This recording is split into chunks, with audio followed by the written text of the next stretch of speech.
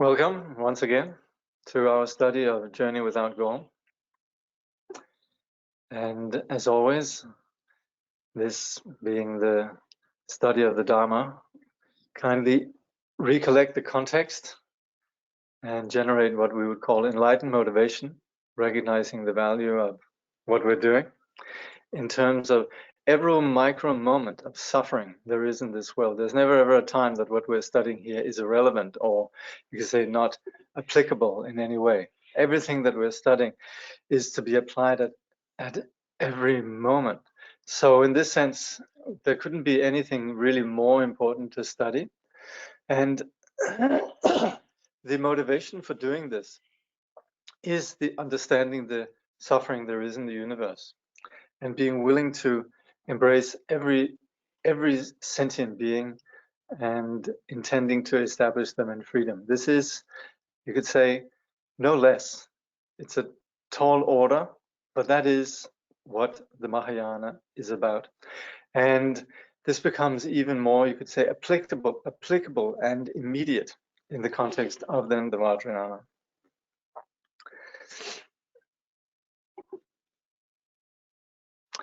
Good morning, La. Okay. I'm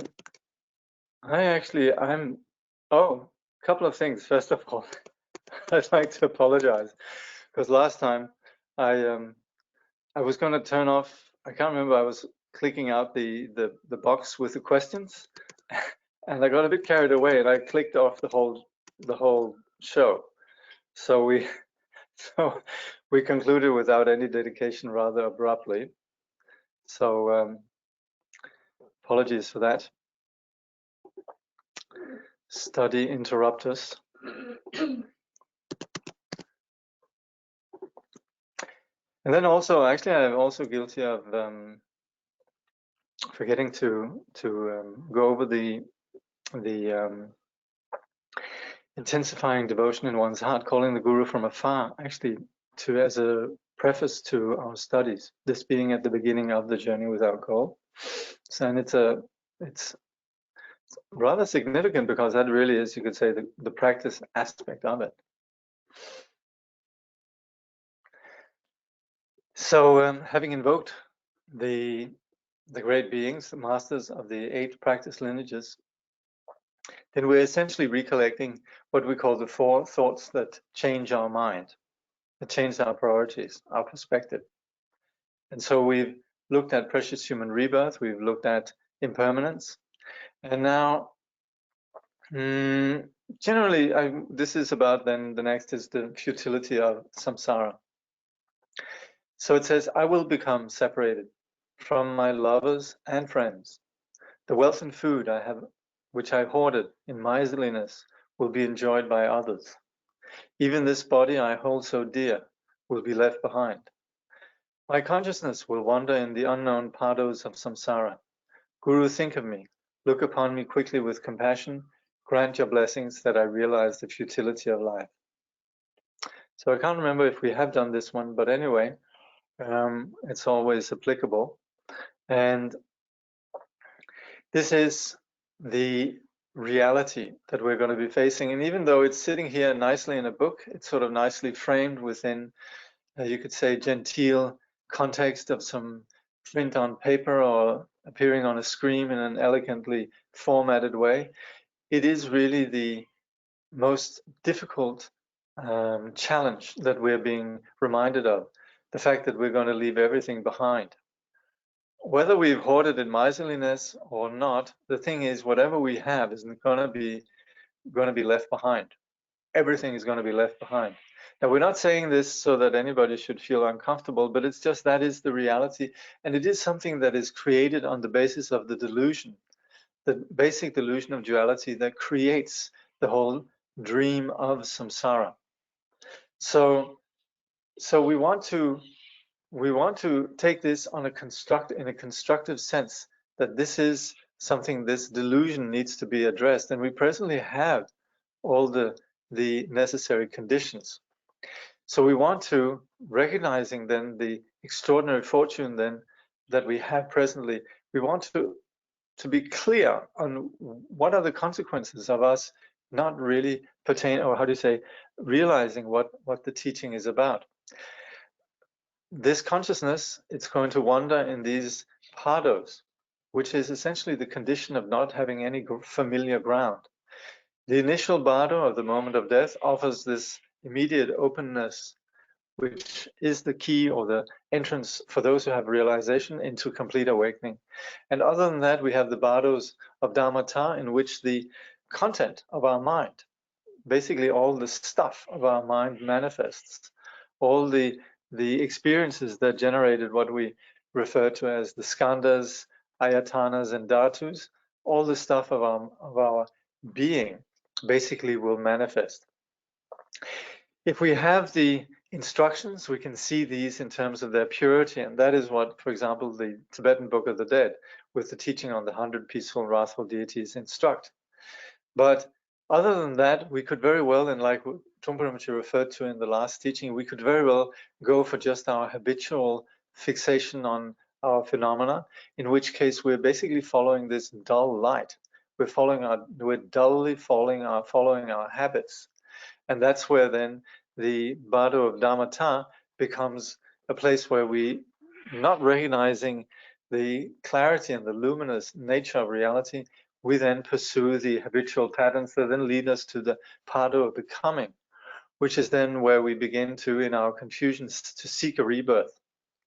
And that's where, again, we will recreate and re-embody ourselves in some condition on the basis of basically what we have, on the basis of our karma. And it's recognizing this that we supplicate the teacher presently to look upon us with compassion, not that the teacher needs to be, how do you say, implored, as if the teacher might or might not, yeah, you know, we have to say, think of me, look upon me quickly with compassion, as if the teacher might sort of hesitate for a moment. That's not the case. It's just that we, on the basis of our convention and our mentality, then we need to generate this devotion that invokes the naturally, spontaneously present compassion of the teacher. This teacher ultimately being within ourselves, but relatively the teacher that manifests in the Nirmanakaya form to guide us to the absolute reality. And that's where we then have the teacher as our reference point. And then we supplicate the teacher with devotion. So again, like I'm always quoting Trungpa Rinpoche in his foreword to the Francesca Fremantle's translation of the Tibetan Book of the Dead, in which he says the Guru cannot save us, but he can instigate the possibility.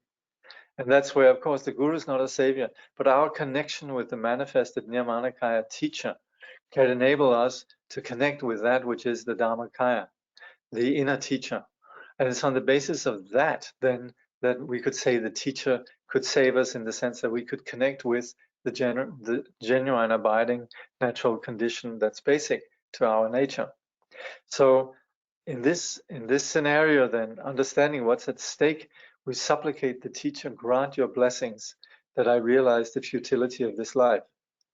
And blessings is a really key term, especially in the Vajrayana, because here we're not talking about grant me the information or grant me some method or whatever.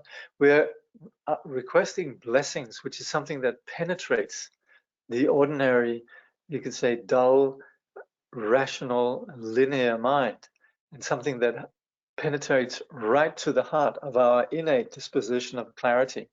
And it's on the basis of that, then, that we could actually have some realization on the spot.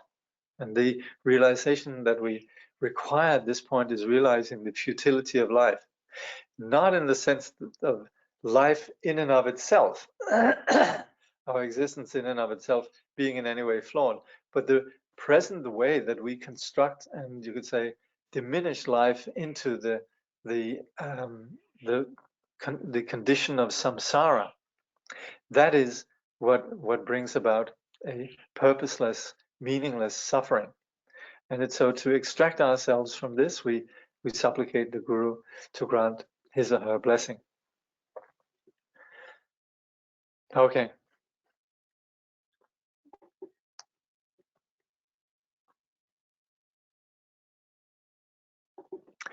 So now we'll go to the, so we're still in Journey Without Goal, but we'll now, this is just standard how we've been doing it in the past. I apologize for forgetting to do this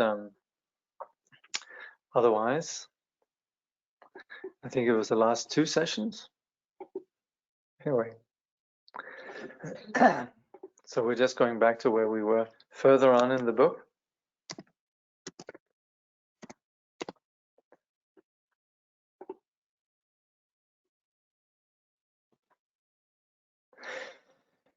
So we presently looked at this chapter is called Question of Magic.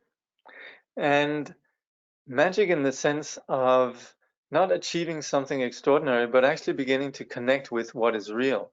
So more than anything in Vajrayana, reality is beyond what we're normally conditioned to understand. So that's why we can talk about reality as being magical. And it's on the basis of these 4 we spoke about, which is one-pointedness, simplicity, one taste, and non-meditation, which generally are known as the 4 levels of Mahamudra meditation. It's on the basis of that then we connect with our innate sanity and a proper grasp on reality, which then, from a conventional point of view, might be perceived of as magical.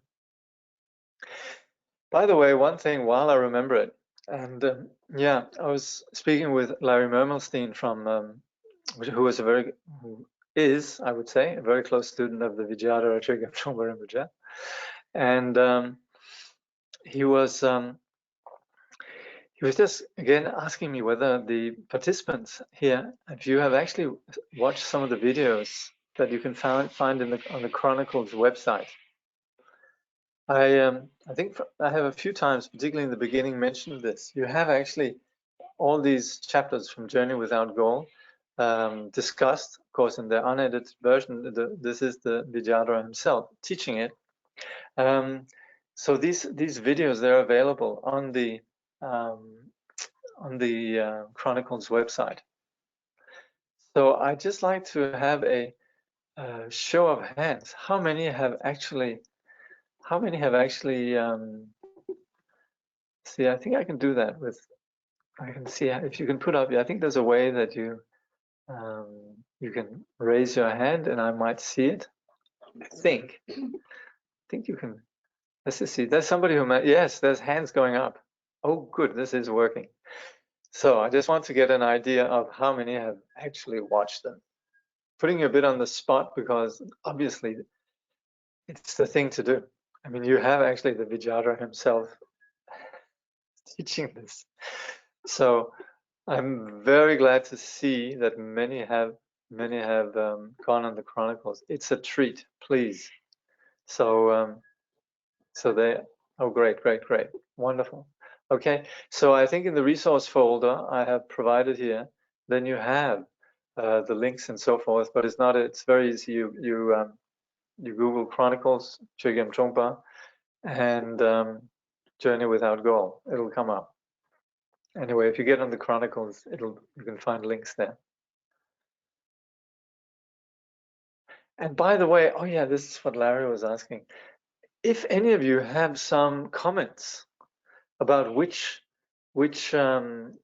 talk was more compelling, because I'm trying to get a little bit of idea if there was any of these talks that stood out as particularly interesting and clear and enlightening and so forth. If any of you have some comments in regard to that, just if you could just type in into the question box, just so I can get some idea which of the talks might be more interesting, or you can email me, but easier for me if it's just here on the questions. All right. So warm recommendation. Please watch the videos with the Vijayadhara. So extraordinary that actually such a thing has been captured on video. So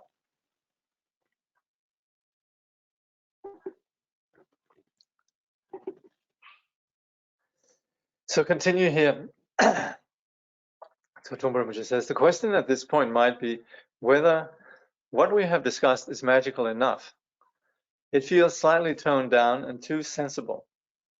But at this point, we haven't experienced those 4 levels of magic personally, so we have no idea how powerful they are. The little glimpse of energy we experience by studying Tantra is perhaps 1/100th of the tantric energy taking place. And even then, we might experience it as too much. But there is more to come. There's a great deal more to come, indeed. The great Indian Pandit Naropa once said that practicing Tantra is like trying to ride a burning razor. Maybe he was right. Now, what you have in the preceding chapter, the question of magic, is to a large part a discussion of these 4 stages of Mahamudra. And I went through these, and of course I gave a bit of commentary, but as you can imagine, there's rather a conspicuous gap between the enlightened insight that from where the Vijayadhara Trungpa Rinpoche is coming, and just the sort of the comment I might come in this present context of our study. So please, I would like to once again emphasize it's so important to please read the book. Don't regard this as sort of well, we are reading it, so in that sense, yes, that is legit. But I would say this particularly really are pith instructions, and to have, when it comes to something like that, which like Trungpa Rinpoche says, you know, are we really representing it sufficiently? You know, it's a lot more than just some words, and it might come across too sensible and logical. And so there's a lot of, again, coming back to the word blessing, there's a lot of blessing if we just reading those that presentation of the 4 stages of Mahamudra. One pointed simplicity, one taste, and non-meditation. So please rely on that. Yeah.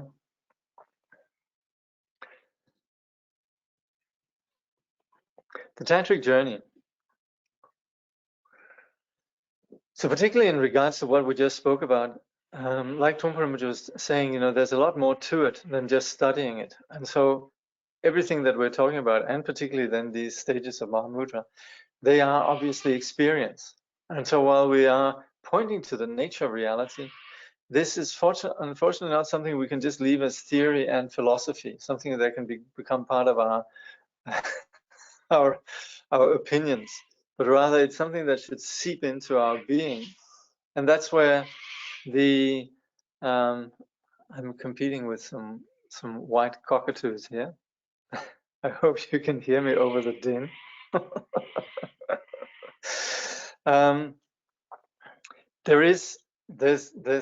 There's a need for experience, and that is where we then talk about a journey. That's where we talk about going somewhere. And of course, what's going to be implicit in the discussion here is we're talking about a journey without a goal. We're not actually going anywhere, but the thing is, the reality that we have is something that we need to awaken to, and that is a process that needs to happen. So chapter 13, the tantric journey. Yana is a Sanskrit word that literally means vehicle. The 3 major yanas or vehicles of practice are, as we know, Hinayana, Mahayana, and Vajrayana. Then there are further subdivisions or subtleties. There are 6 yanas within Vajrayana: Kriya Yogayana, Upayogayana, Yogayana, Mahayogayana, Anuyogayana, and Mahaati. Before discussing any of the tantric yanas specifically, we need to examine the basic idea of yana or path in connection with the tantric idea of continuity. So just to sort of bridge a little bit between the classical presentation of the 3 yanas and the way that Trungpa Rinpoche presents the 3 yanas, when you come across general Buddhist teachings in the Indo-Tibetan tradition, the 3 yanas will signify what we call the Shravaka yana, the Pratyeka Buddha yana, and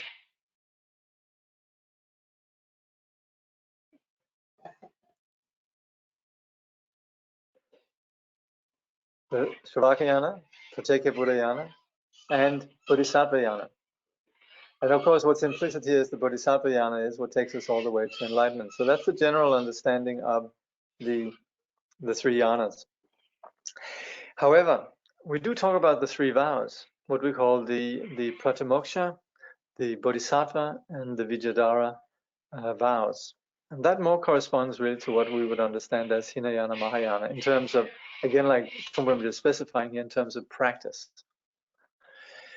So then, like I was just saying, then it's on the basis of that then that we speak about this journey. And of course, the journey, what we mean with the journey is that and that's a skillful means of the path. This is where in the Buddhist teaching, it's not just that we have a philosophy, which we could say we have a ontological vision, we have an understanding of reality, but this needs to be implemented. And that's where Buddhism is more than philosophy. Just having an idea of how reality is, we still need to deal with who we are. And that's where the skillful means of the path is that we have a path in the sense of we have the vehicles that take us somewhere. The path and the vehicle conveys us to this insight. So we have what's called the wisdom and skillful means. So the wisdom is the insight that's basic to understanding reality. But to get there, we need something that takes us there, and that's where the skillful nature of the path lies in that it accommodates who we are and how we are. We're not just being told to do something amazingly mystical, but we're actually being told right from the level of the first baby steps how to actually do it. And it's not that difficult if we do it. If we just leave it, then we'll be asking questions endlessly for years and never always remaining confused. But if we actually apply these yanas and take the first baby steps, coming back to our breath, studying the teaching, understanding the Four Noble Truths, understanding dependent arising, then we are able to apply these two aspects of study and view and practice. And that takes us somewhere. So this is just general commentary on the notion of going somewhere, on the notion of yana. Trungpa continues, from our earlier discussion, we know that Tantra means continuity or thread. The Tantric notion of continuity is quite special. Continuity obviously cannot take place without some means to continue ourselves. So the question is, who is continuing? What is continuing? When we become Tantric practitioners, we have discussed and studied the Hinayana and Mahayana levels of Buddhism already, but we still do not know completely who or what is making the journey. According to the Vajrayana, nobody is making the journey, but if there is no traveler, how is it possible to have a path?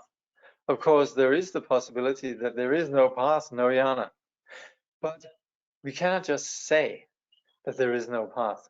We have to acknowledge the phenomenological experiential level. We have to relate to our experience rather than simply making metaphysical assumptions such as the path does not exist.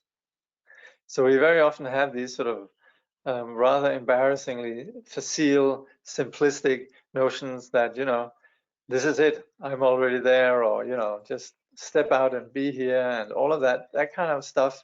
Yeah. But at the end of the day, it rings rather hollow without actual real experience and realization. So that's where we are really in the realm of actual experience, the phenomenology of the path. But like Trungpa just says, it's not exactly clear. Is it me, the confused person, that's doing this journey? Or what about the Vajrayana, where there's talking about the spontaneously present awakened nature, Buddha nature, that's beyond any conceptual constructs, emptiness, and so forth. So that's where we need to actually have experience in order to begin to actually truly appreciate what we're talking about. Trungpa says, we have to come back to square one. What is this? Who am I? The simplest way to approach this question is by realizing that it does not really matter who asked the question, but we need to see whether the question itself exists or not. Where does the question come from?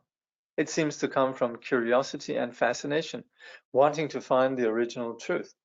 But where does that curiosity come from? How is it possible for there to be a question at all? From the point of view of the questionless state of being, questions are only fabrication. And since the question does not exist, therefore the questioner does not exist either. We have to work backwards using this type of logic. Okay. Well, you might get this right away, but sort of someone like me, who's a rather pedestrian Buddhist, then inevitably it requires a little bit of scratching one's head and pondering. But what we could say possibly is that we could say the questioning itself is not going to come up your computer, and sort of the whole idea of automated, what is again, life, you know, in there, I don't think existential quandaries are sort of on the horizon. I don't think your robot is going to be wondering about where does it all come from, who am I? That's why we can say the condition of a sentient being that has this capacity for self-reflection, self-awareness, is what defines then the condition of a sentient being. And particularly in the human realm, we have the luxury of actually beginning to question ourselves like that. But the thing is, this comes from the very fact that we possess Buddha nature, if I may volunteer a proposition. Let's say this could come from the nature itself that has the capacity to understand, but also is prompted on the basis of suffering to understand, why do I suffer? And it's not just to find the answer, but it's actually looking at the one that's questioning that we begin to find this abiding intelligence. We might not necessarily have to concern ourselves with the question. Of course, if we're communicating the Dharma, that's one thing. But if we're as practitioners look at the muscle or the impulse to actually ask this question, then we come back to this naked subjective condition of simply just intelligence, raw intelligence. And that's where we can say we possess that. Of course, we could say, and then we could go into you could say, ontological, or you could say the analytical perspective of how reality is. And we could say, well, you know, in the absolute nature, there's no question of question. there's anything that comes with a language is necessarily a conceptual construct. And so we could say the Dhamma Dhatu, or the absolute nature, is famously the freedom from conceptual constructs altogether. But the thing is that this kind of reflection is basic for us to understand what we're looking at in the present context. So Trungpa Rinpoche continues, for instance, we say that since there is no sun, it must be nighttime. That is a proper logic. We could say that it must be nighttime because it is dark, which in terms mean that there is no sun, but that is weak logic, right? So if we say there's no sun, no light, it's night.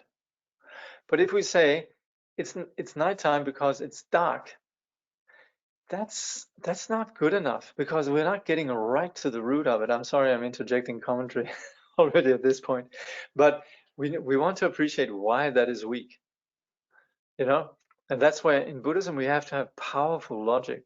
Otherwise, if we just say, well, it's like this because it says in the scripture, because my teacher told me so, because I'd like to think it's like that, it's, you know, it seems to be, it rings true, you know, these things. Not good enough. Certainly not from the way that we're approaching it right now. So Trungpa Rinpoche says the questioning process has to work back to the first flash of reality. After that first flash of a reality is experienced, then one begins to question reality and whether reality exists in its own right or not. In fact, it doesn't, because reality depends on the perceiver of reality. Since such a perceiver does not exist, therefore reality itself does not exist either. We have to work with that kind of logic. Otherwise, our understanding becomes too linear, too theistic. Now that too, if you're like me, reading this the first time, I doubt whether I would have understood this. Drawing a little bit on just having just looked at the class earlier and sort of prepared a little bit, and sort of drawing a little bit on the teachings we have on the middle way and Buddha nature, and just what Trungpa Rinpoche just said. He says the questioning process has to work back to the first flash of reality, and that is what I would propose. That has to do with what we were just saying. Who is the one that's asking that question? Where does that initial query originate? And that is from some actual experience. So we're not talking philosophy here. We're talking immediate, subjective, first-person experience of that subjectivity that asks, that's itching to understand. And yes, then we could begin to understand things, you could say, in a linear, rational fashion. But we actually need to begin with this actual real experience. Now, the thing, of course, is that this experience, and that's where the analysis has its value, the middle way of Madhyamika logic establishes that we cannot find anything that has any true inherent existence. It's ungraspable, but that doesn't make it less vivid. That the perceiver that of reality doesn't exist. That doesn't prevent anything from manifesting. Like Nagarjuna says, for those that understand shunyata, everything is possible. And so we're never ever, with the middle way analysis, the understanding of emptiness, diminishing reality. We're setting it free.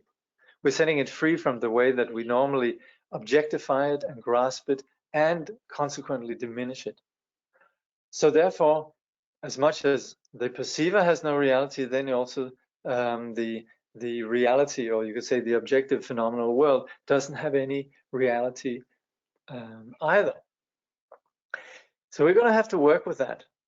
And while we're in the Mahayana, we work with that in a sense of relating it to our practice of shamatha vipassana. In the Vajrayana, we go much further in terms of eliminating this theism, this clinging to, you could say, philosophy and grasping, clinging to the answers. So much of the trouble we have in the world is when there are the answers, right? Everybody has their opinion, etc. Not particularly helpful, but this is where we still struggle with establishing the answers as absolute. And that is what we could understand as theism. In the middle way, we talk about extremes, essentially conceptual reference points, philosophies, dogmas, etc. And while in the Mahayana we understand the innate emptiness, we understand theoretically we understand the truth of that, then, and we integrate it through the practice of shamatha vipassana, through not fixating, then in the Vajrayana we actually address theism far more directly through understanding how innately reality exists, ungraspable yet vividly present, as we call the unity of appearance and emptiness. So that's where the notion of deity appears, the deity being this unity of appearance and emptiness. But that comes not on the basis of the way that we understand this. And what's reflected in the discussion here is that we're not going to approach this in terms of theoretical understanding, but actually from going back to saying, where does that question come from?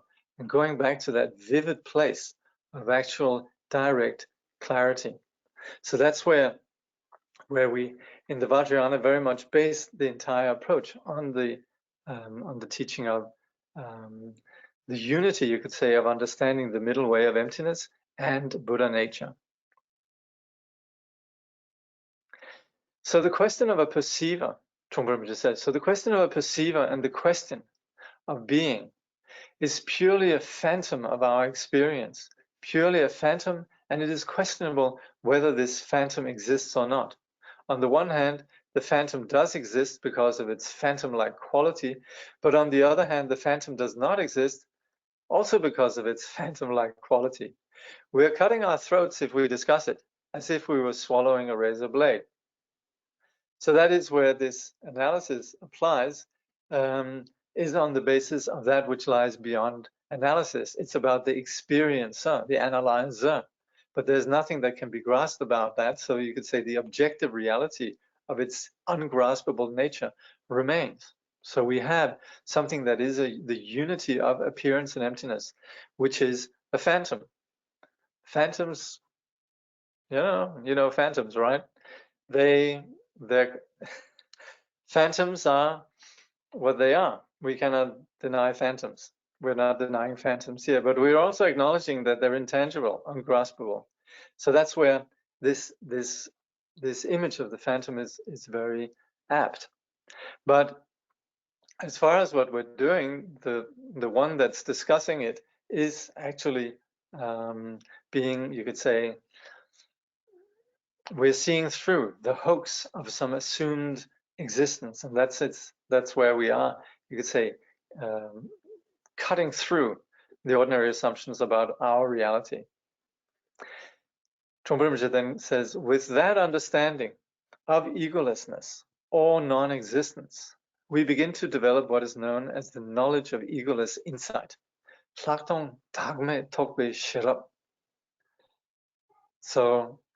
the vipassana that possesses the prajna that realizes selflessness. Let's see what Trungpa says about that. Platon means insight. Dharma means egoless. Tokwe means realization, and Sherab means knowledge or prajna. Without that knowledge, there is no way of understanding Vajrayana or tantric experience at all. Egolessness may seem to you to be just another concept, but it is absolutely necessary. So, realization of egolessness. A sense of non-existence or egolessness is the essential background for understanding the difference between non-theistic and theistic traditions. In comparing theism and non-theism, we are not arguing about the existence of God, but about whether the perceiver of God exists or not. Having understood very clearly and precisely that the perceiver does not exist, we therefore conclude that God does not exist either. In the Tantric tradition, continuity has nothing to do with divine providence, since the notion of divinity has already been discarded. The continuity of Tantra is simply the sense of path or journey which takes place constantly. The journey is by no means an illusion. It is real journey, a journey that can take place on the planet Earth, in this particular solar system, in this particular country, for that matter. So again, what we're discussing here then when we say non-theism in the Tantric tradition, this refers more to what we understand in terms of emptiness, which of course includes both the emptiness of what we call self and the emptiness of phenomena. So we are discussing the illusory nature of the perceiver and also that which is perceived. And we are not going into any kind of philosophy or speculation about some creator. We're not latching on to some idea about how we could understand reality and so forth. It's coming right back to the idea of the one that asks the question and the one that experiences. So we are on a journey, and that journey is real for us. It takes place within our very real context of the planet, the particular country we're in, etc. When we refer to a journey, it seems to be quite clear that we're not talking about struggle or ambition. On the other hand, maybe we are talking in terms of struggle and ambition. Ambition in the sense that we're inspired into the nowness, this very moment. The struggle in the sense of exertion or discipline in the practice is necessary. This seems to be a contradiction. On one hand, we are talking about non-being, no world, non-existence, and on the other hand, we are discussing the process of the path, how we could proceed along a path and exert ourselves. Isn't there a hole in our logic? If we split hairs like that, there's no truth anywhere, none whatsoever. Let it just be that way. Let us have contradictions. And that again is where we need to go back to the actual reality of our practice. If not, we're going to be asking questions constantly. We're never going to have certainty. So that's where we need to go back to the experiencer, the asker, and settle in that and begin to be clear on what the nature of that is. And that's where the middle way reasoning, Madhyamika and so forth, is essential.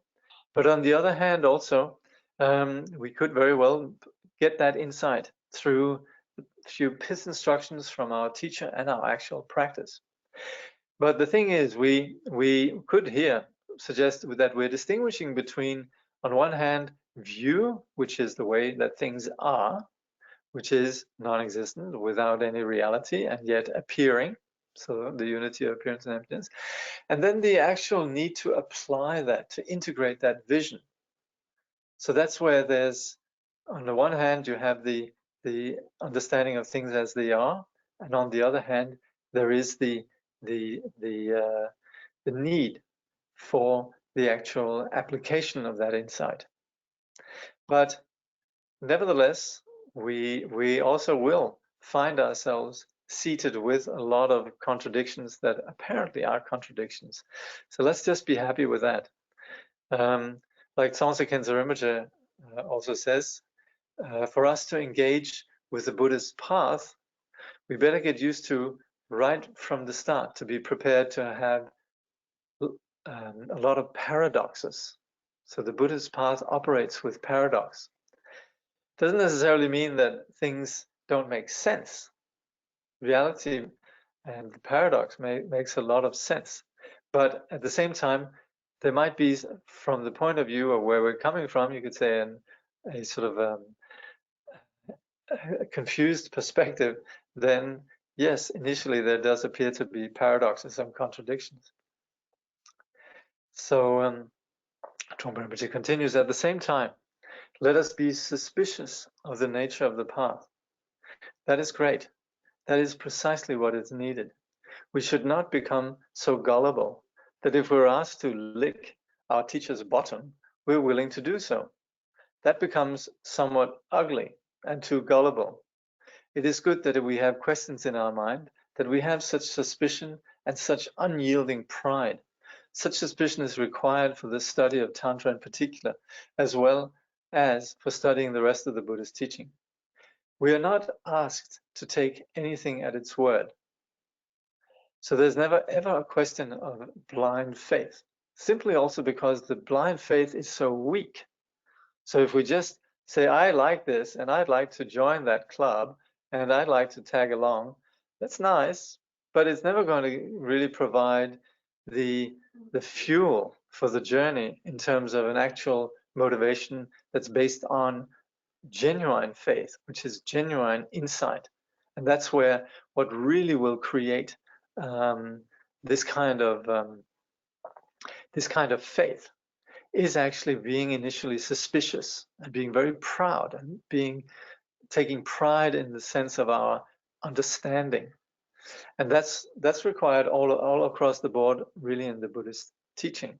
As we know, the Buddha asked, please do not accept my teaching out of respect for my person, but on the basis of your own personal inquiry. For the tantric practitioner, Trungpa Rinpoche continues, the point is that a sense of journey takes place. Whether the journey is regarded as a hypothetical journey, a cynical journey, or an actual spiritual journey, some kind of journey is taking place continually, and we have to acknowledge it. It might seem that our own journey is a backward journey. We might feel that we started with a point of reference in which we had confidence, but that now we find ourselves quite uncertain, or we may be uncertain whether we're going forward or backward. So this, we can say, is simply just the nature of the process. That's where we are already, from this perspective, we're already on the path. We're beginning to have this kind of experience. There might continue to be a sort of questioning that takes place, but there's basically an understanding of the value of it. But of course, yes, we might be wondering where is this going? But the point is really that we are going.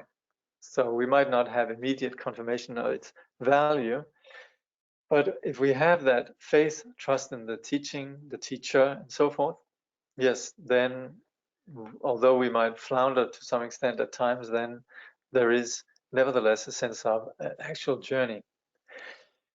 So Trungpa Rinpoche says, in Tantra, it is necessary to have pride that we are taking a journey. it does not really matter whether it is a forward or a backward journey. A journey is actually taking place. That is what counts. It is like aging. We know that we are getting physically older all the time.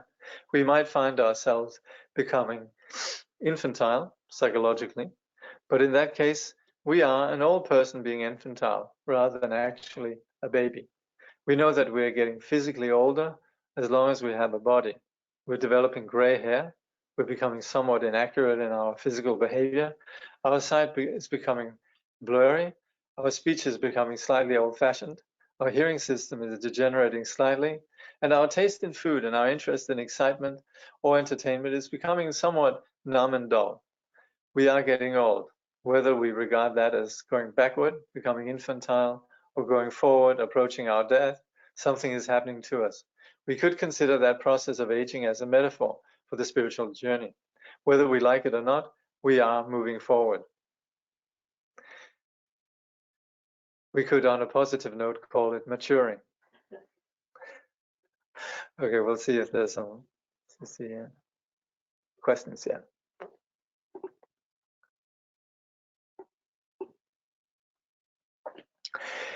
So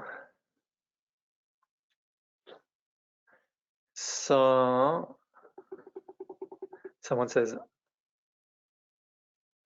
we have watched the videos, and also there's a preceding set of talks, Tibetan Buddhist path. Okay, thank you. And then someone says, I would much rather hear Larry's favorite. Okay, I think he was sort of putting it out there. Is he defining emptiness? I think we can say yes. There was a lot of reference to emptiness here today, and also in the discussion around, say, going beyond theism. Who is the author of the translation of the Tibetan Book of the Dead that you mentioned? Francesca Fremantle. So this was in 1975. Since then, we've had some other translations, but all of them, I would say, are pretty good. We have Francesca Fremantle. Then we have what is Thurman. Mr. Thurman has translated it, and Robert Thurman, and particularly then we have Gyurma Dorje, who's translated. I would very much recommend Gyurma Dorje for its accuracy, but also I would say Francesca Fremantle's translation is excellent. Gyurma Dorje has more material in it, so there's some other sections from the same cycle of teachings in Gyurma Dorje's translation. But yeah, Francesca Fremantle, and that's why you have Chögyam Trungpa's forward. Swallowing razor blades and riding burning razor blades isn't sounding so appealing. Or is the point there that there's no razor blade at all? The point is very much that there's no razor blade at all, but the point is also it feels like a razor blade.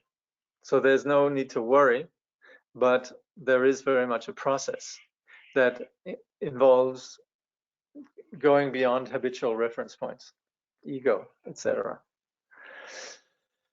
So in order to get into Vajrayana and tantric practices, do we need to actually have an experiential understanding of emptiness? Or is an intellectual understanding of it enough to embark on the Vajrayana? Both, really. First of all, to have an experiential understanding of emptiness is a tall order, and that's not expected. But we need to actually have some inkling of what we're doing. But for us to have an inkling, we need to actually practice meditation. We need to actually begin to relinquish our fascination with our own way of doing things and seeing things. So we need to grow, we need to mature. That's why we do have this journey that's necessary. So we work with, say, trusting the logic and then undertaking the journey. What is this class? Is it a dream? Yeah, maybe. But we're fortunate in this dream that the Buddha has appeared in the dream. Out of compassion, the Buddha has entered into the dream. So yes, whether we're dreaming or not dreaming is almost secondary. It certainly is dream-like because there's nothing that we can grasp. But what's significant about this dream is that we're sitting, studying something that is a reflection of the body of truth, the Dharmakaya, which is the Nirmanakaya, of Chögyam Trungpa's writings, The Journey Without Goal. So that's where we could say the Dharmakaya, or the absolute reality, is not just empty, but it's endowed with compassion that manifests at all levels. And even in our confused condition, we encounter truth. So that's where we would say that, yes, this is a dream, but it's an extraordinary dream.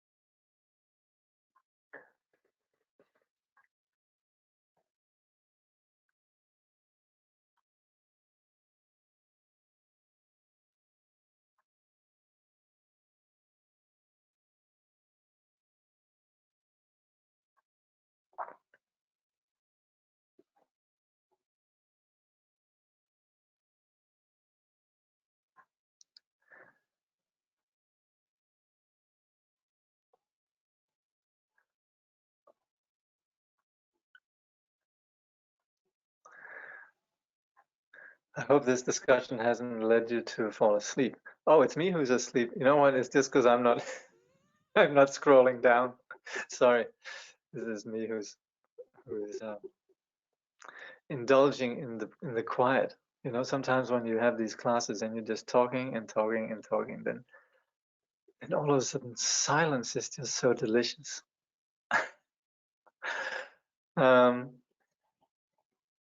Okay, this is funny. On my end, the audio just went out, for your information. Not sure if it's just me or something happened on your end. I do see your lips moving.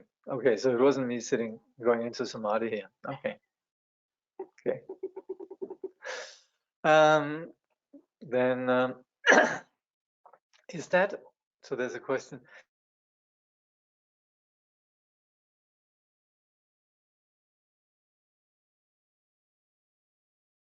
Follow up about the razor blade. Is that why he says the razor blade cuts itself? The one who's asking the question is essentially being deconstructed. Comfortable with that image is that we fear that we're going to lose our ground. And what the point really here is, in losing our ground, we gain the space.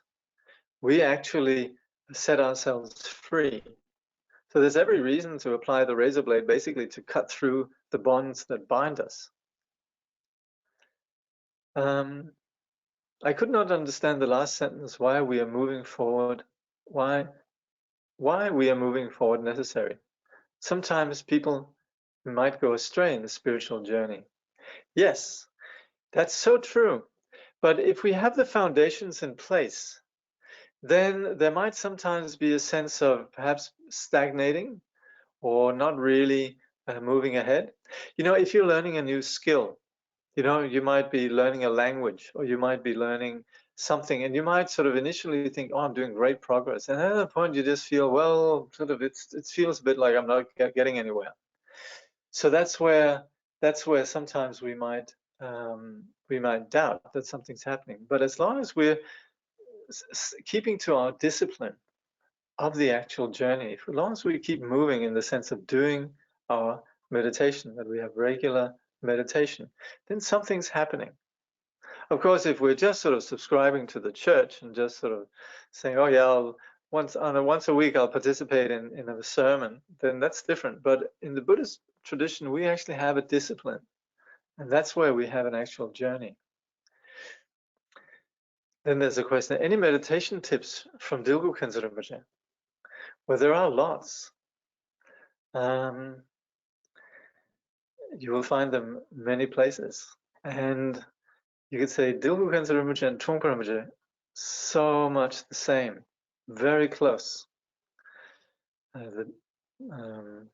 So we should, if you have devotion to Dilgu Khyentse Rinpoche, then you'll be delighted reading Trungpa Rinpoche's teachings, because they reflect really the wisdom of Dilgu Khyentse Rinpoche.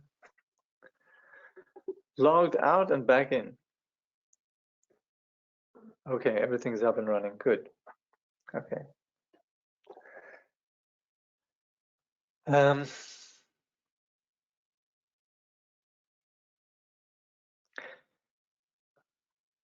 Actually, along the lines of what we're talking here, there's a work by Dilgu Khyentse Rinpoche, some collections of instructions. It's called Pit Instructions. It's published by Shambhala, and in there, Dilgu Khyentse Rinpoche actually teaches some of this that we're discussing here. So look in Pit Instructions from Shambhala. In there, there's Rinpoche goes over some of these, you could say, analytical meditations. That's the basic of what we're doing here, and also goes further, because of course what we're going to be doing with Vajrayana, what Vajrayana is about, is more what we call settling. So it's of course there's the analytical component, but then there's the vipassana of actually engaging our insight, and that is what we do with the Vajrayana, beyond just analysis.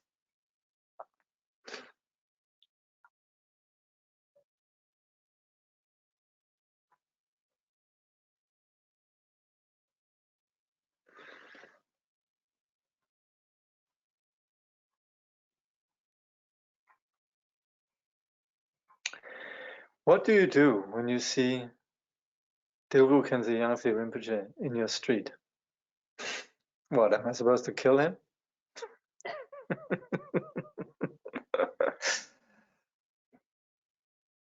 What would I do?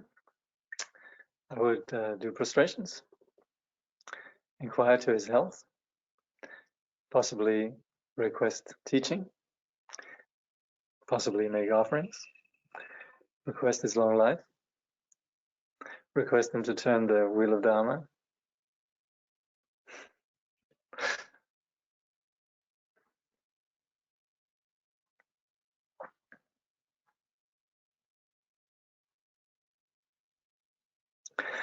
Okay, now it's not just that I'm going in samadhi here, but it's there's actually no questions. So if there are no questions, we could conclude. It'll be 2 minutes before time. It is unheard of, eh? Okay. So let me just return to the text and put in a marker. Okay, when we become a Buddhist, that's where we're beginning next time. We become a refugee. We take the refuge vow and commit ourselves to the Buddhist path. The cockatoos must be in samadhi too. Nice and quiet. Yes, they might be in samadhi. Let's hope so. Enjoy the questionless state. Okay. All right. Thank you.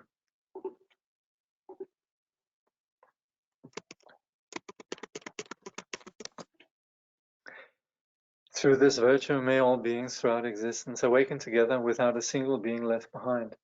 In the pure realm of the luminous essence, the ground of the great perfection, may they remain inseparable from the kayas and wisdoms. Through all our births, wherever we may be born, may we be endowed with the 7 good qualities of the higher realms. As soon as we are born, may we meet with the Dharma and have the freedom to practice it properly. At that time, may we please the holy gurus and practice the Dharma throughout the day and night. Realizing the Dharma and accomplishing its essential meaning, may we cross the ocean of existence in that life. Thoroughly teaching the holy Dharma in this world, may we never tire of accomplishing the benefit of others. By this vast benefit of others, without partiality or bias, may all attain Buddhahood together.